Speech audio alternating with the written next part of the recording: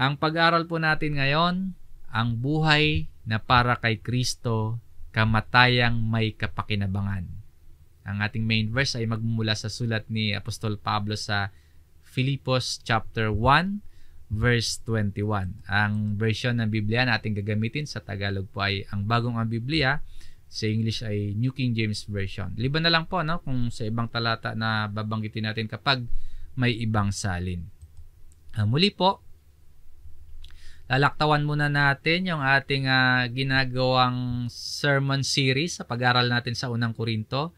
At kung loloobin po ng Panginoon sa susunod po na Sunday, itutuloy natin kung saan ay nasa chapter 9 na tayo ng unang Korinto. Pero bigyang daan muna natin itong napapanahon at nausong season ngayong papasok na buwan ng November. At ang layunin po ng ating pag-aaral ay mapaalalahanan tayo na sa halip na mamuhay sa takot o kaya sa halip na mamuhay sa mga gawaing walang kabuluhan ayon sa Biblia, tayo po ay tinatawagan ng Diyos na mamuhay para kay Kristo. Isang buhay na puspos ng layunin, isang buhay ng pananampalataya at paglilingkod. Gaya nga po ng sinasabi dito ni Apostol Pablo sa Philippians chapter 1 verse 21.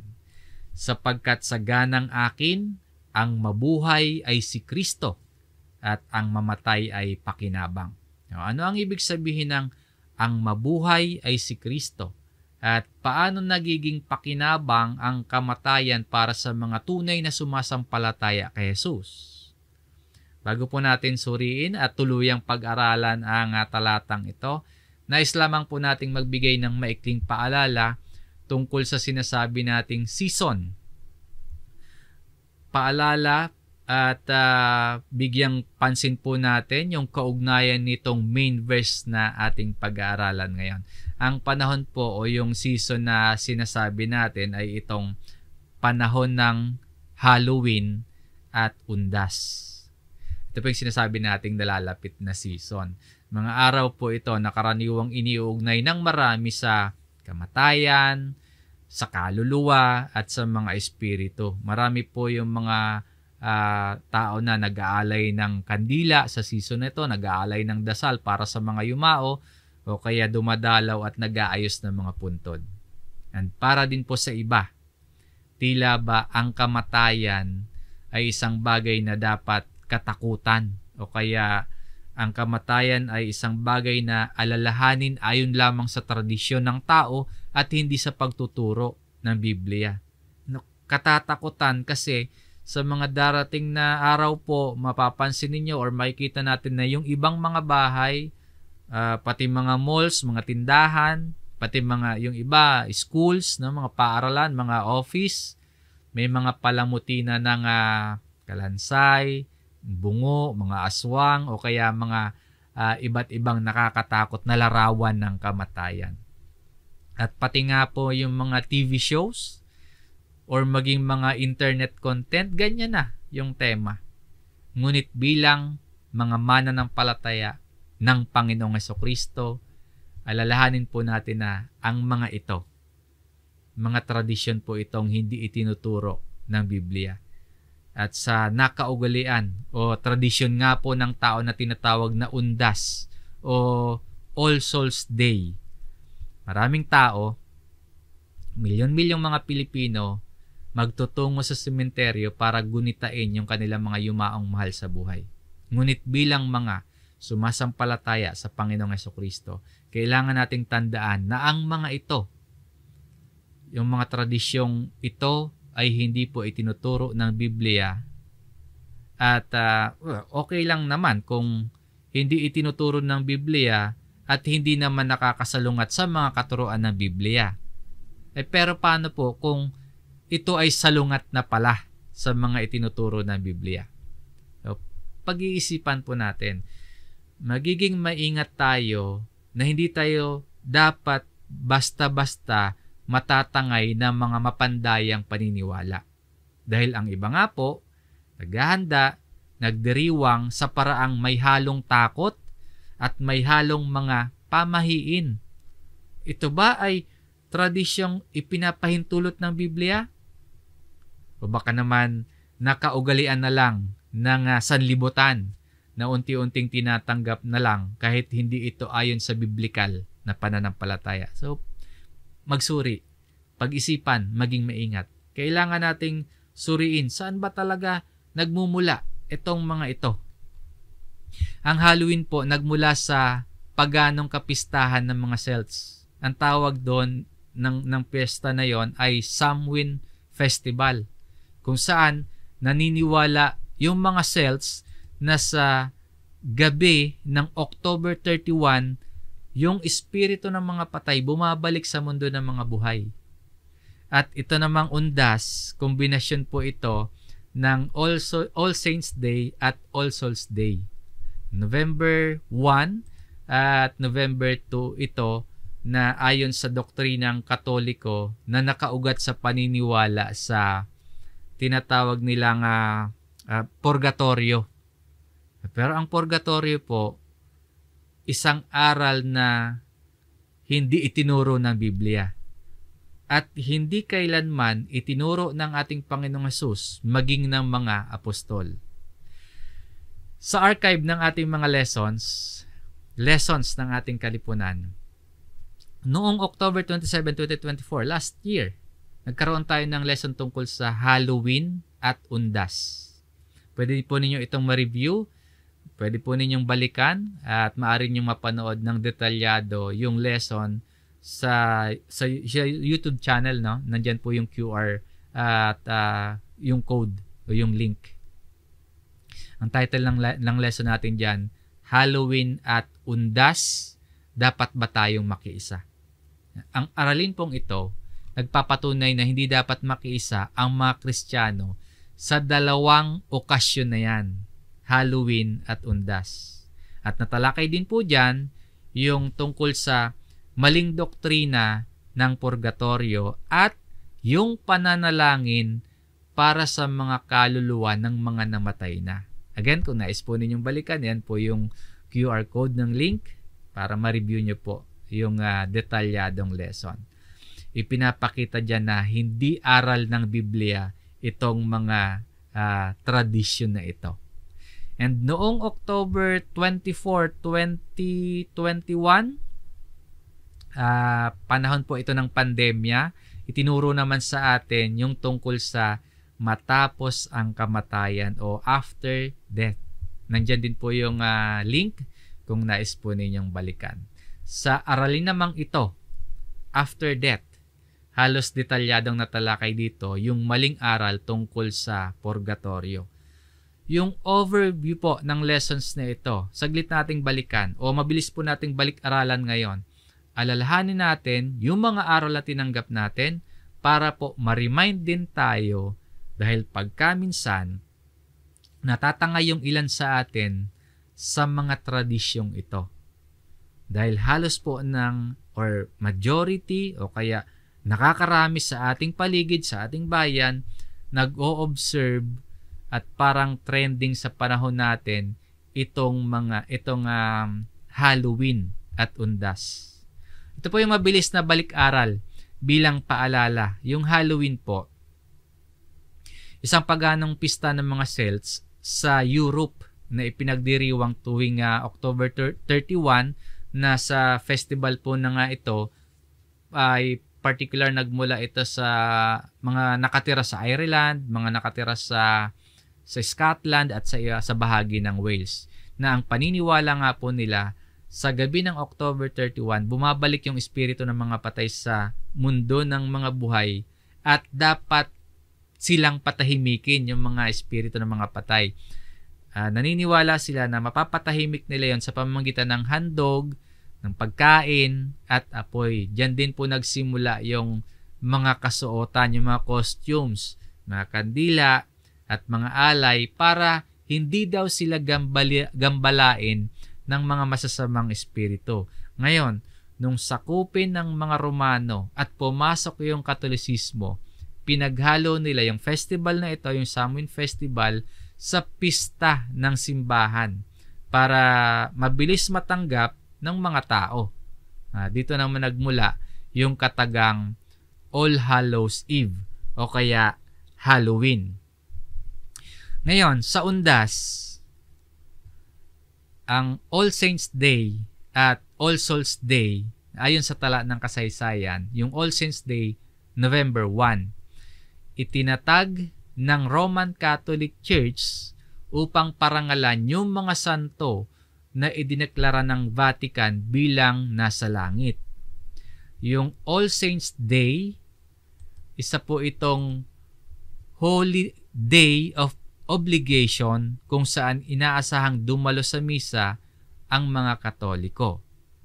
Sa Pilipinas, ito ay nagmistulang araw ng mga patay kahit hindi iyon yung original na layunin. So November 1, ngayon sa November 2, All Souls Day, itinatag para ipanalangin yung mga kaluluwa sa purgatorio upang sila raw, yung mga kaluluwa sa purgatorio, sa pamamagitan ng pananalangin, ay mapunta sa langit. Ngunit sa Biblia, walang purgatorio. Ano po ba yung katuruan ng Biblia? Sa sandaling malagot yung hininga ng tao, ibig sabihin, sa oras o sandali na namatay ang tao, ang kasunod po ay huhukuman na siya ng Diyos. At sa paghuhukom na yon, wala nang magagawa o wala nang bisa yung mga panalangin ng mga nabubuhay para sa mga kaluluwa ng mga namatay na. Ganito yung nakatala sa Hebreo chapter 9, verse 27. At yamang itinakda sa mga tao ang mamatay na minsan, at pagkatapos nito ay ang paghuhukom. Muli po, wala nang bisa ang mga panalangin ng mga nabubuhay para sa mga kaluluwa ng mga namatay na dahil ang kalagayan ng tao hindi na mababago pagkatapos ng kamatayan. At sa konteksto naman ng undas sa Pilipinas, nag-combine na po yung dalawang araw. Yung mga Pilipino nagdiriwang ng undas tuwing November 1. Sa petsa na yon, marami yung dumadalaw sa puntod. Nagdadala, nag-alay ng kandila, nagdadala ng bulaklak, nag-alay ng pagkain at panalangin para sa mga pumana o yumao na. Na ito nga ay may ugat sa mga paganong ritual at hindi ito itinuturo ng Biblia, kundi kung pag-iisipan pa po nating mabuti, ipinagbabawal pa nga na yung mga buhay magkaroon ng komunikasyon o kaya magkaroon ng ugnayan sa mga namatay na. Panahon pa ng lumang Israel, sa panahon ni na Moises, ipinagbabawal na yon yung magkaroon ng komunikasyon, ang buhay sa mga namatay na. Ganito po yung mababasa natin sa Deuteronomy chapter 18, verse 10 hanggang verse 12. Ito yung mga gawi ng mga pagano na hindi dapat maging gawi ng mga bayan ng Diyos. Sa Deuteronomy chapter 18 verse 10 hanggang 12, makikita natin na yung pakikipag-ugnayan, yung pakikipagkomunikasyon, yung pakikipagsangguni sa mga patay, isa sa mga gawi ng mga pagano na mahigpit na ipinagbabawal sa bansang Israel noong panahon pa ni Moises. Bago po pumasok ang Israel noon sa lupang pangako, ito yung ilan sa mga ipinag-utos ng Diyos sa pamamagitan ni Moises. Sa verse 10,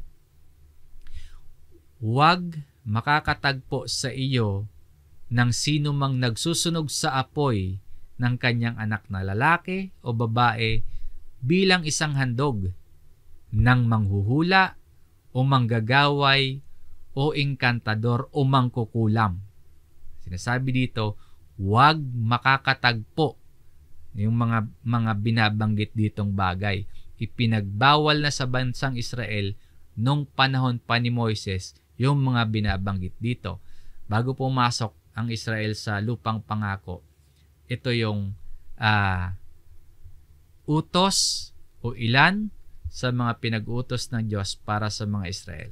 Sa kasunod, sa verse 11, o gumagamit ng anting-anting o nagpapagamit sa masasamang espiritu o salamangkero o sumasangguni sa mga patay. Or one who calls up the dead. Ayon sa verse na ito, ang sumasangguni sa mga patay, huwag daw matagpuan sa bayan ng Diyos. Para sa atin po, pag nilayan natin yung mensaheng nakapaloob dito.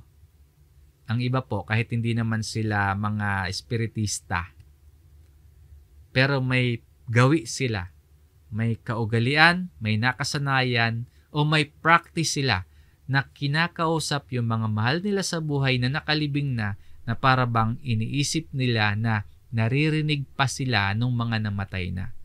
So, technically, sumasangguni sila sa mga patay. Bakit po kailangan nating maunawaan na hindi dapat maging gawi ito ng mga bayan ng Diyos? Sa verse 12, sapagkat sino mang gumagawa ng mga bagay na ito ay karumal-dumal sa Panginoon. At dahil sa mga karumal-dumal na gawaing ito, ay pinalalayas sila ng Panginoon mong Diyos sa harapan mo. Yung mga nabanggit sa verse 10 at sa verse 11, nakasama po yung pagsangguni sa mga patay, sinasabi dito sa verse 12, karumal-dumal sa Panginoon yung gawaing ganon. Hindi nalulugod ang Diyos sa gawaing iyon, kundi, or bagkos, nagagalit ang Diyos sa mga nabanggit na practices. Sa New Testament naman po, ganito yung turo ni Apostol Pablo tungkol sa mga gawa ng kadiliman. Ephesians chapter 5, verse 11. Hindi dapat makisama sa mga gawain ng kadiliman. Sabi dito, at huwag kayong makibahagi sa mga gawa ng kadiliman na walang ibubunga, kundi inyong ilantad ang mga ito. Kaya bilang mga anak ng Diyos, bilang bahagi ng bayan ng Diyos, hindi tayo dapat makisama sa mga gawain ng kadiliman or sa mga tradisyon na nagtuturo ng takot at nagtuturo ng maling pananaw tungkol sa kamatayan. Kaya sa kabuuan po, sa loob ng ating kalipunan, ang mga mananampalataya, pinapayuhan, tinuturuan, pinapaalalahanan na hindi dapat magkaroon ng bahagi sa undas at Halloween.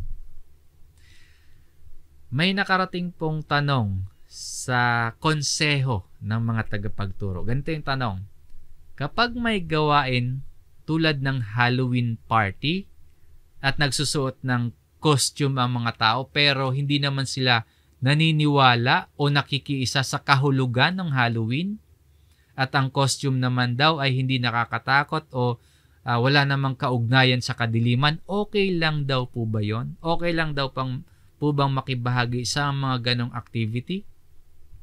Ang sagot po mula sa konseho, kahit hindi naniniwala sa Halloween ang isang tao, hindi natin maihiwalay yung okasyong ito sa mga simbolo ng kadiliman at kamatayan. Kaya bilang mga Kristiyano po, lalo na at kabilang sa kalipunang ito, tinuturoan tayo ng Biblia na iwasan ang lahat ng anyo ng kasamaan. Yan may mababasa natin sa unang Thessalonica chapter 5. At huwag makibahagi sa mga gawa ng kadiliman. Ganyan naman yung mababasa natin sa Ephesians chapter 5. Kaya po mas mainam na piliin yung mga gawain na nagbibigay kaluwalhatian sa Diyos. Hindi yung ginagaya yung mga tradisyong may kaugnayan sa kasamaan o gawa ng kadiliman. Paalala po mga kapatid, ang sanlibutan nagdiriwang ng takot.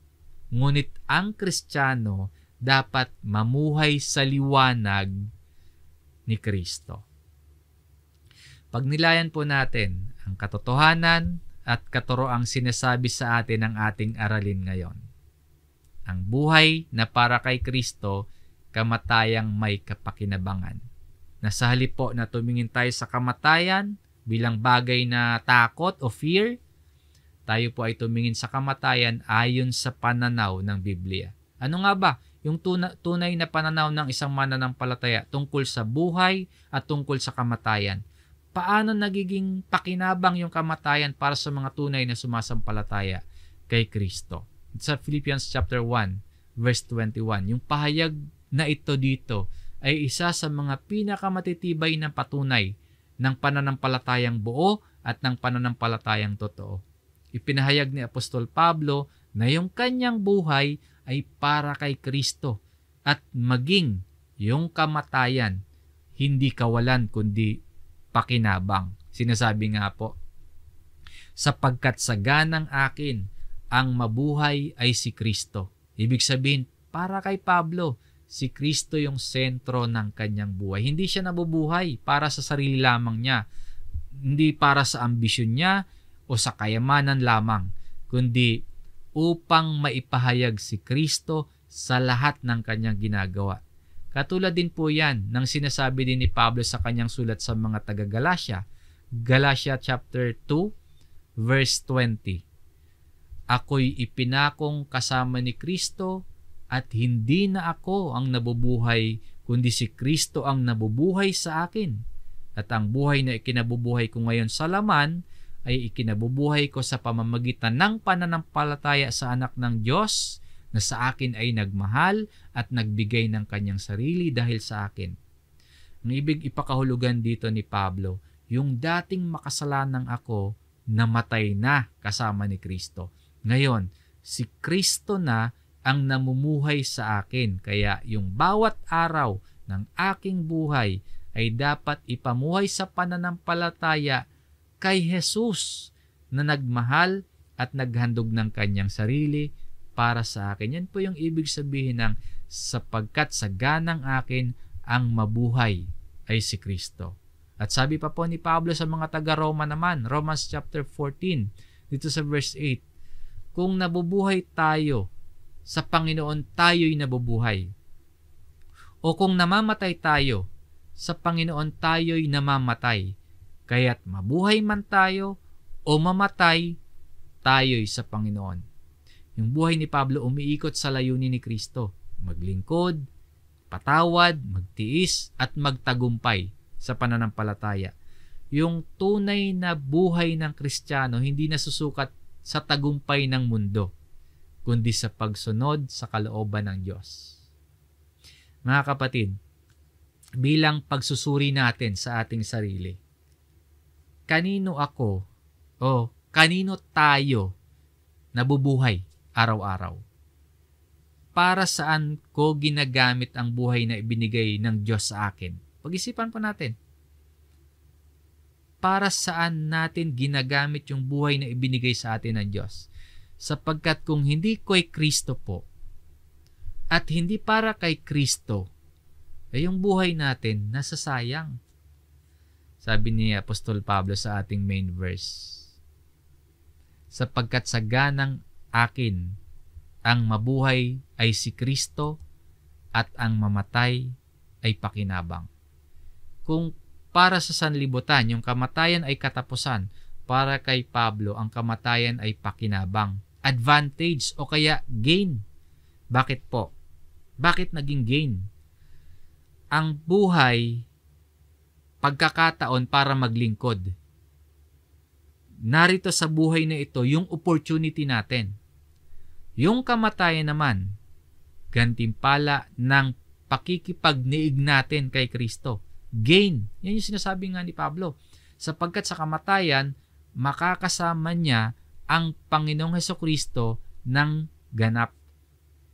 At para mas luminaw, pag-aralan natin yung daloy ng context dito. Tingnan natin yung sinasabi pa ni Pablo sa verse 22 at saka sa verse 23. Basahin muna natin itong verse 22.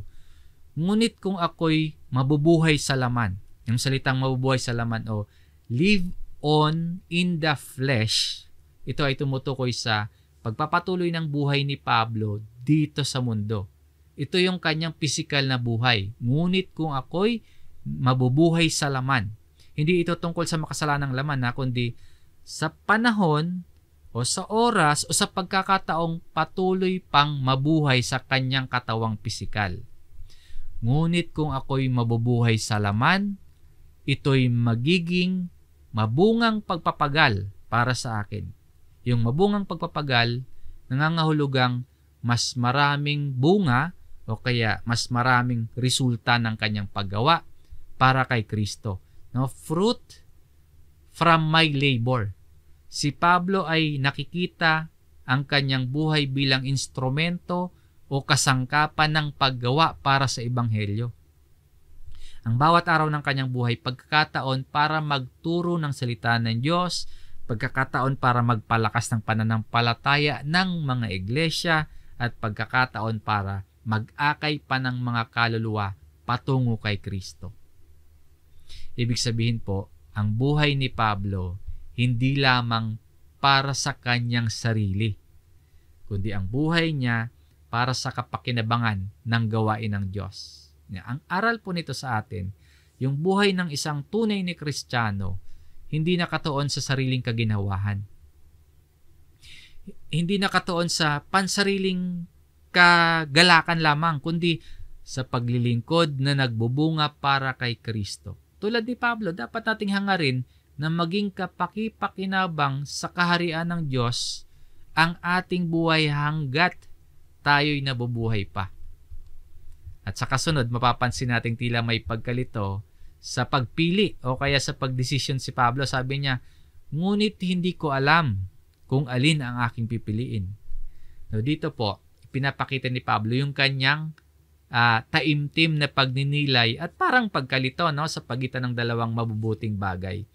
Hindi ito pagdududa, hindi rin ito kawalan ng pananampalataya, kundi tapat na pagninilay niya, tapat na pag-iisip, pagninilay ng isang lingkod ng Diyos na ang tanging layunin ay luwalhatiin si Kristo.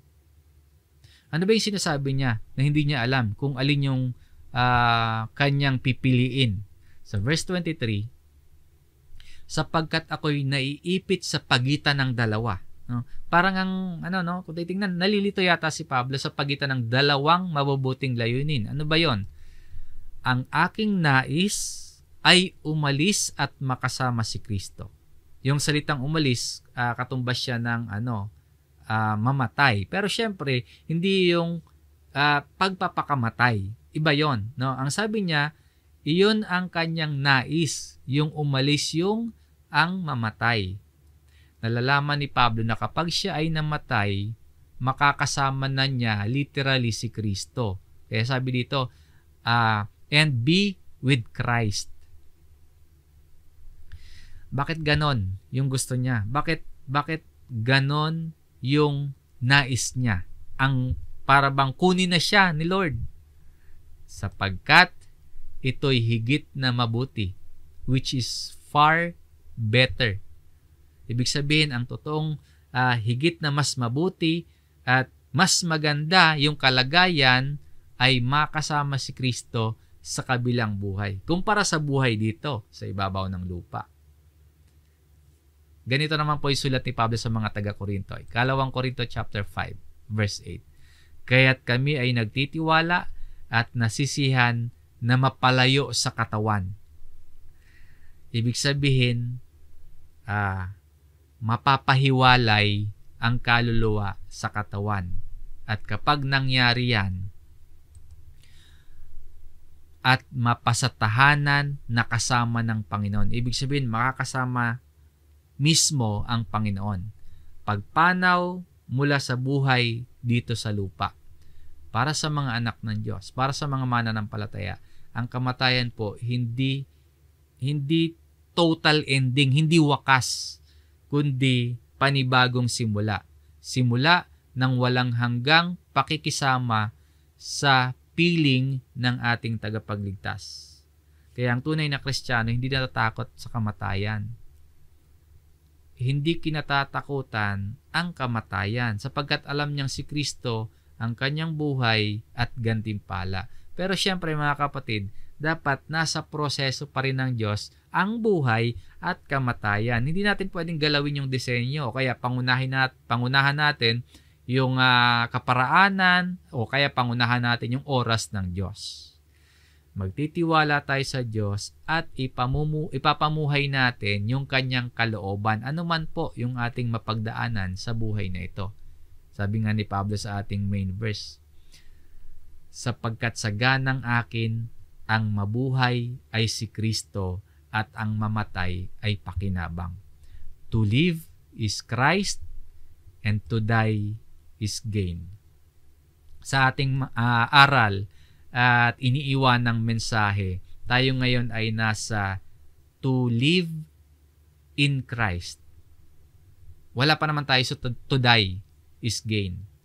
Yung mahalagang katotohanan ngayon, para maging to live is Christ o kaya to live in Christ talaga tayo, narito po yung mga hamon, mga tagubilin at pagbibigay kaliwanagan sa atin mula sa ilang mga tagubilin ni Pablo sa kanyang sulat sa mga taga-Efeso sa chapter 5 verse 15 hanggang 17 tungkol sa pamumuhay or mamuhay ng may karunungan sa gitna ng masasamang araw. Verse 15, kaya't maging maingat kayo sa inyong paglakad. Yung paglakad o walk, ito ay metaphorical na tumutukoy sa pamumuhay o tumutukoy sa pagkilos araw-araw bilang mga mananampalataya. At ang utos na maging maingat, kaya't maging maingat kayo, sa Greek word po nangangahulugang maging mapagbantay, maging eksakto, maging maingat sa paraan ng pamumuhay. Ibig sabihin, huwag mamuhay ng pabaya, huwag mamuhay ng padalos-dalos, kundi suriing mabuti yung mga anumang ginagawa natin. Hindi gaya ng mga mangmang. No? Yung mangmang dito, hindi ito tumutukoy sa sa kakulangan lang ng edukasyon. Kundi yung mangmang dito, taong walang pagkaunawa sa mga bagay ng Diyos. Iyan ang fools, mga nabubuhay ayon sa pita ng laman. Mga hindi sinusunod ang salita ng Diyos at walang espiritual na pagkilala sa tama at mali. Kaya mangmang, mga nabubuhay na parang walang pananagutan sa Diyos. Kaya maging maingat po. Huwag tayong maging katulad sa mga mangmang, kundi gaya ng marurunong. Wise, tumutukoy sa mga may espiritual na pagkaunawa, mga gumagawa o kaya lumalakad ayon sa kalooban ng Diyos. Hindi lang sila nakakaalam ng tama, kundi isinasa practical nila. Ipinapamuhay, ina-apply sa kanilang buhay yung tama at katotohanan. Mga marurunong, mga wise, tulad ng sinasabi ni Santiago dito sa chapter 3 verse 13. Sino ang marunong at maunawain sa inyo? Ipakita niya sa pamamagitan ng mabubuting pamumuhay ang kanyang mga gawa sa kaamuan ng karunungan. Yung marurunong, namumuhay ng may disiplina, namumuhay ng may banal na takot sa Diyos at may malinaw na direksyon mula sa salita ng Diyos. Kaya po, huwag matulad sa mga mangmang, kundi maging gaya ng marurunong na sinasamantala yung pagkakataon. No, yung talata pong ito, itong verse 15, paalala ni Pablo sa mga mananampalataya na mamuhay ng may katalinuhan at may kabanalan. Hindi gaya ng mga taong walang pagkaunawa sa Diyos. Ang isang tunay na Kristiyano po, sinusuri yung bawat pagkilos, bawat hakbang ng kanyang buhay. Ang pagkilos ba natin nakakalugod sa Panginoon? Sinusuri. Pinag-iisipan, tumutugma ba sa kalooban ng Panginoon? At sa verse 16, na sinasamantala ang panahon. Redeeming the time. Sa Greek word po, nung redeeming, exagorazo. Literal na nangangahulugang tubusin. No, bilhin pabalik. Tulad ng isang taong bumibili ng pagkakataon bago mawala. Kaya redeeming sa New King James Version. Dito po, tinuturo ni Pablo na yung mananampalataya dapat gamitin ng matalino at may layunin ang bawat sandali, bawat oras at pagkakataon ng buhay. Ibig sabihin, gamitin yung oras, yung time sa paggawa ng mabuti, gamitin sa paglilingkod sa Diyos, gamitin yung panahon sa pag-aaral ng kanyang salita at pagtulong sa kapwa. Yung time po o yung panahon sa Greek word ay kairos. Tumutukoy hindi lamang sa oras sa orasan, kundi sa mga pagkakataon o panahon ng oportunidad.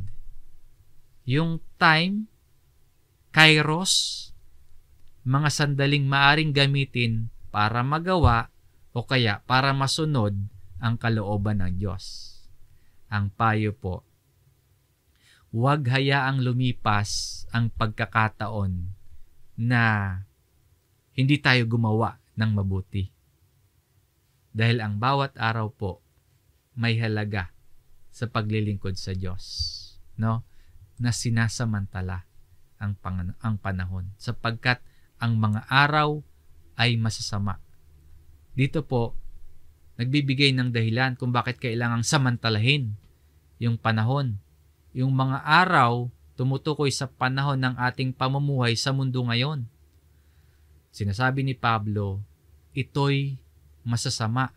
Yung panahon ng ating pamumuhay sa mundo ngayon, sinasabi dito, ito'y masasama dahil laganap na sa kasalanan, laganap na yung tukso, laganap na yung impluwensya ng kadiliman o ng kasamaan. Dahil masama ang panahon o ang araw ay masasama, mas kailangan ng Kristiyano na mamuhay ng may disiplina. Mas kailangan nating mamuhay ng may kabanalan at huwag magpadala sa kasamaan ng paligid. Tulad ng sinasabi sa Romans chapter 12 verse 2. Madalas nating isinishare yung talata na yun na huwag ninyong tularan yung sanlibutan ito kundi magbago kayo sa pamamagitan ng pagbabago ng inyong pag-iisip upang mapatunayan ninyo kung alin yung mabuti, kasiyasiya at lubos na kalooban ng Diyos. No? Kasi the days are evil. Paalala ito na ang kasamaan ay lumalala. Kaya kailangan nating gamitin yung ating oras, yung panahon na meron tayo, gamitin natin sa mga bagay na may walang hanggang halaga. Ang utos po o paalala ni Pablo malinaw. Samantalahin mo ang panahon habang may pagkakataon sapagkat ang panahon puno ng tukso, puno ng kasamaan.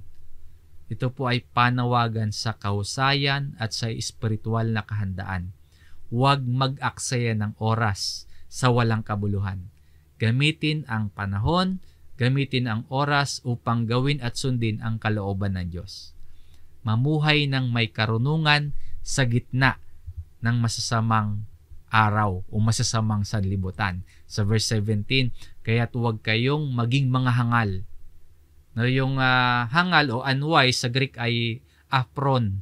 Nangangahulugang ang unwise walang pangunawa, walang spiritual na pangangatwiran, walang direksyon mula sa Diyos. Ibig sabihin ni Pablo, huwag mamuhay ng walang gabay ng karunungan ng Diyos. Ang unwise po, gumagawa ng mga desisyon batay lamang sa pansariling kagustuhan, hindi sa salita ng Diyos. Yung unwise, hindi pinag-iisipan kung yung kanilang ginagawa, makalulugod ba sa Panginoon. Yung unwise po, mga nabubuhay na parang walang pananagutan sa Diyos. Katulad ng sinasabi dito sa Proverbs, Kawikaan chapter 1 verse 7. Ang takot sa Panginoon ang pasimula ng kaalaman. Ang karunungan at turo ay hinahamak ng mga hangal, no? But fools despise wisdom and instruction. Kaya ang paalala, huwag magpadala sa kamangmangan ng sanlibutan, kundi po sikaping magkaroon ng karunungang espiritual. Kundi, no, kaya't huwag kayong maging hangal. Yung salitang hangal dito, huwag mamuhay ng walang gabay ng karunungan ng Diyos, kundi unawain ninyo kung ano ang kalooban ng Panginoon. Understand Ibig sabihin, suriin, alamin, isapuso. Hindi lang basta malaman, unawain, lubos na maunawaan at sundin. Ano yung uunawain? Kung ano ang kalooban ng Panginoon.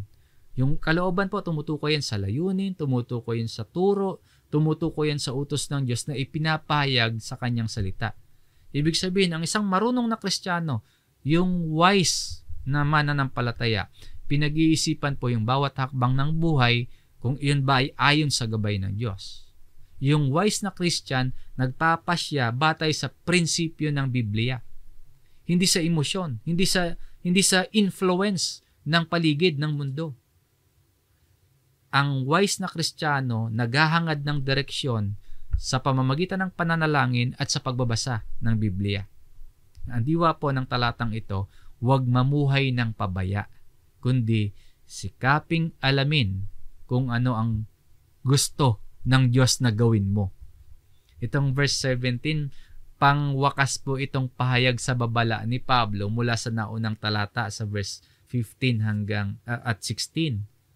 Kung yung marunong, maingat sa pamumuhay at sinasamantala yung panahon, ang puso ng karunungan ay ito, yung pag-unawa sa kalooban ng Diyos. Kaya po, huwag mamuhay ng walang direksyon. Alamin at sundin ang kalooban ng Diyos sa lahat ng bagay. To live is Christ. Ang mabuhay ay si Kristo. Sa pag-uugnay, sa panahon ng Undas at Halloween, habang ang sanlibutan po o yung mundo nagdiriwang ng Halloween at Undas na ipinapakita yung takot sa kamatayan, ang pananampalataya sa mga espiritu, pati yung pakikipag-ugnayan sa mga patay, kung yan yung pinagdiriwang ng mundo, ang Kristiyano po ay iba. Ang mananampalataya ay hindi natatakot sa kamatayan sapagkat yung ating buhay ay kay Kristo at maging yung ating kamatayan may kapakinabangan. Sinabi mismo ng Panginoong Hesus sa John chapter 11 verse 25, sinabi sa kanya ni Hesus, ako ang muling pagkabuhay at ang buhay. Ang sumasampalataya sa akin, bagamat siya'y mamamatay, ay mabubuhay. Mga kapatid, sa halip na makisama sa mga tradisyon na yung pinag-uugatan ay kasamaan o kadiliman, turuan po natin at gabayan yung ating mga sarili, paalalahanan, at turuan din po yung ating mga anak at pamilya na ang buhay ay dapat kay Kristo. Sa panahon po na yung mundo o yung sanlibutan nagdiriwang ng kamatayan, tayo naman po nagpapahayag ng buhay. Buhay na walang hanggan kay Kristo. Ang panawagan po, si Apostol Pablo may malinaw na layunin. Ang mabuhay ay si Kristo at ang mamatay pakinabang. Kung si Kristo ang layunin ng ating buhay, wala tayong dapat katakutan. Pero kung wala si Jesus sa ating puso, kahit anong haba ng ating buhay, at kung anumang tagumpay yung ating mata mo sa buhay na ito, kung wala si Kristo sa atin, yung buhay natin walang saysay. Sa ating kapaligiran po, habang marami yung nakatingin sa mga patay, tayo po tumingin sa isa na nabuhay muli, ang ating Panginoong Hesukristo. Habang yung mundo nagdiriwang ng kamatayan, ipahayag natin ang katotohanan ng buhay, sapagkat para sa atin, ang mabuhay ay si Kristo at ang mamatay ay pakinabang. Mga kapatid, sa pagtatapos po ng ating pag-aaral, malinaw yung paalala ng salita ng Diyos. Ang tunay na buhay hindi nasusukat sa haba ng ating panahon, kundi sa lalim ng ating pagkatalaga kay Kristo. May kinalaman sa habang yung mundo po ay abala sa mga tradisyong may kinalaman sa kamatayan tulad ng Halloween, tulad ng Undas, tayo naman po, ang mga mananampalataya, tinatawag ng Diyos na mamuhay sa liwanag ng katotohanan, hindi sa anino ng mga pamahiin at maling kaisipan at paniniwala ng sanlibutan. Sapagkat para sa atin ang kamatayan ay hindi dapat katakutan, kundi ito ay pintuan patungo sa walang hanggang pakikisama sa Panginoon. Kaya habang nabubuhay pa, habang may pagkakataon pa may oras at panahon pa tayo, ipamuhay natin ang ating pananampalataya ng may layunin, may tapang, may katapatan.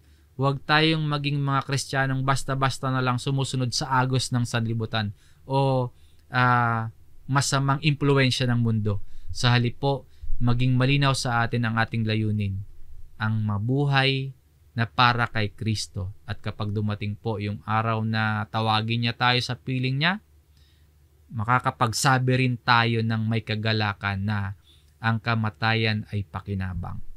Kaya mga kapatid, habang may lakas, may opportunity pa tayo, ipangaral natin si Kristo, ipamuhay natin ang kanyang salita, at patatagin po natin yung ating pananampalataya, sapagkat sa araw at bawat oras na inilalaan natin para sa Panginoon, nagkakaroon po ng kabuluhan ang ating buhay. Muli, mamuhay para kay Kristo ngayon at magtiwala na ang kamatayan simula ng walang hanggang pakinabang. Sa Diyos ang lahat ng papuri. Sumainyo po ang biyaya ng salita ng Diyos. Tayo po'y muling manalangin.